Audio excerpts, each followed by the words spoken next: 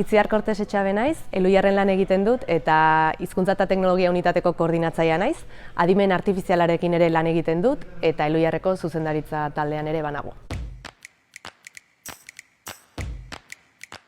Teknologia mundua gustatzen zitzaidan eta batez ere informatika gustatzen zitzaidan. Deskubritzen joan nintzen informatikak bazituela hainbat bide eta hartu nuen bidea hizkuntzaren azterketa eta prozesamentua izan zen. Txikitan ilapaintzaile izan nahi nuen. Konturatu nintzen arte, informatika gustatzen zitzaidala. DBH nengoenerako banekien informatika ikasketak izan nahi nituela, gurasoak konbentzitu egin behar izan nituen informatika ikasketak egiteko. Behin galdetu zidaten, zergatik nahi duzu informatikan ingeniari izan, eta nire erantzuna izan zen, jakin nahi dut, xagua mugitzen dugunean zergatik mugitzen den kurtsorea, adibidez.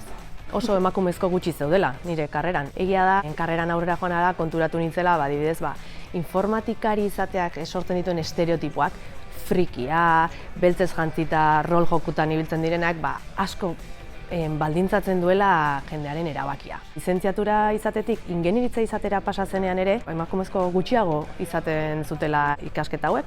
Lizentziatura zenean bazirudien emakumentzat erakargarria zen ikasketa bat zela, baina ingenieritza izatera pasa zenean ez. Ni ingeniera naiz eta hori nahi nun izan.